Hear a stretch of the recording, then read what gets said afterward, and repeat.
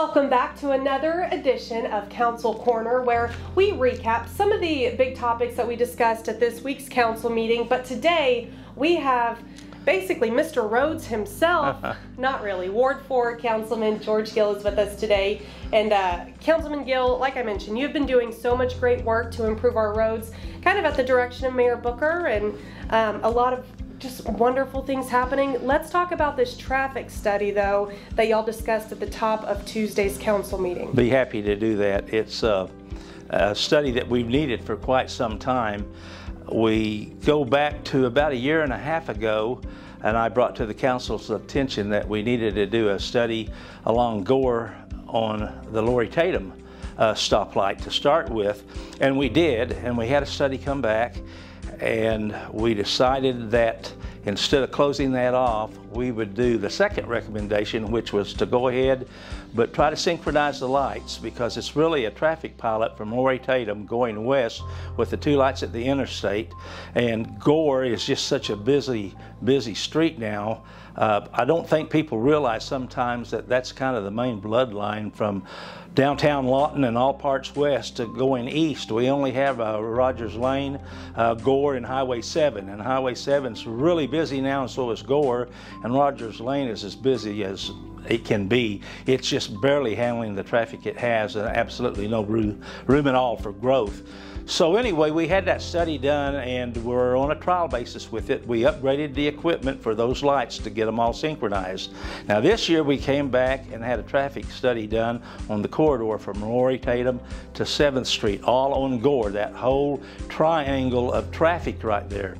And it's proven to be a very good study with several recommendations. We've already taken 4th Street and made blinking lights there because that was holding us up. We need the traffic to flow smoother and faster on Gore. And we have so much traffic control, so many signals, that it's really creating a problem, and it has been. And as we've grown the last few years, it's really become worse. So we're looking at things that we can do. Definitely some new equipment so that we can get the lights to work better together, give more time to do certain things. And one of the things I did this Tuesday at council meeting was I made a recommendation, and we're going to do a study. In fact, it's already staff's already been directed to do a study on that, and that is to look at the Railroad Street and Gore intersection right in front of the Public Service Building. And this has really created a lot of problems. So we're looking at least my suggestion was, and it went along with some of the requirements or suggestions that our traffic study had, is we cut off any left turns. So if you're going west, you can still make a right turn on Gore on Railroad, but no left turn. And if you're going east on Gore, no left turn, but right to go downtown. So we didn't close off the rights, but we closed off the left lanes going east and going west. And one of the problems is that we have such a small stack area for cars to stack between those 2 streets, and it's creating a lot of traffic jams. People can't really use that. They're parked waiting for a light to change, and they're completely out in Gore. So we're going to cut left turns on Gore going east and going west completely. And then I had a suggestion. We put up a railroad type arm that can come down and close off traffic if there's an emergency response required from the fire department. Then just like a railroad track, it'll come down, people will have to stop, the fire trucks can come, and they can go wherever they need to go. So I think that would help a lot. And then just completely do away with that stoplight at Railroad and Gore. It'll just be done away with. So those are some of the things that we're looking at, some of the things that we have recommended, some of the things we're going to look at recommending. And so the council has a pretty good handful of information and a lot of decisions to make. And it's been really good. We've got a really strong council, a very aggressive mayor. And of course, I know the citizens have noticed the new streets going in all over town. Started out to be 10 wins for the citizens, and Mayor Booker has really pushed this. And now we've got it up to 40 streets that we're going to get done this year. And we're looking at, as the mayor likes to say, more in 24.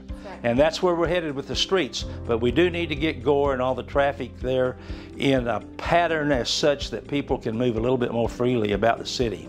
Absolutely. And one thing you mentioned... That's a long answer for a short question. Hey, you know what? You can take up as much time as that leaves me fewer times to talk. So, but I do want to mention, you talked about the blinking lights at 4th and Gore. I'll be driving down Gore, and I think some people are still stopping completely at that, and we're kind of telling people that's just kind of proceed with caution, just like the adjacent 3rd and 5th Streets. I'm glad you brought that up, because we've had some problems already with people stopping. So we need to go back and review our questions and answers when you get a driver's license. A yellow light means slow down with caution, does not mean stop. A blinking yellow light, you slow down, observe, and keep going. A red light, which would be the opposite direction, north and south on 4th Street, a red light means to stop and then proceed. Correct. So there's definitely a difference, and people just don't remember that. We all get a little bit older and we forget those things that we're not used to. Yeah. But we do need to make that clear. We may just wind up completely taking that light out altogether. Your duck's calling. My duck was quacking, but I've got him turned off. Okay, good deal. Councilman, is there anything else that you want to add? No, I think that right now the citizens should be happy with the work that the mayor and the council are doing. We've really been working hard. We've really been trying to make a change. We're really trying to step out there, and I know we have the CIP coming. I will probably give a report on that at a later date, explaining to people where the money comes from, the money that we've done in the past, where it's at. A lot of that we haven't used. We just have not had the push that we have right now trying to get some roads. So we have money. We're going out with a new CIP. So some of that's from some of the old CIP programs that we didn't get accomplished at the time. So we put it all together in this one. But the people need to realize that if we didn't do it, we didn't spend the money. So we're not spending ourselves into debt that we can't overcome, but we do have a lot of infrastructure and a lot of work to do. Most of these streets are over 50 years old, and they haven't been even touched in over 50 years. Yeah. So right now, Lawton is really moving fast. Like I said, a very aggressive city government moving forward. So we need the people's support on this, and we need the people to get out and vote, and we need to get the CIP issue that's coming up done. Absolutely. And just a reminder, on May 20th, that's this coming Monday at 6 p.m. right here in the Wayne Gilly Auditorium, we're going to have another public input meeting. So be sure, make plans, be there to ask any questions that you might have about the proposed Absolutely, CIP yes. extension. Also, next council meeting, May 28th at 2 p.m. again at the Wayne Gilly Auditorium here at City Hall. Councilman Gill, thank you so much. Sure, for spending some time with us. It was my pleasure. I enjoyed it. Okay, all right, y'all have a wonderful weekend.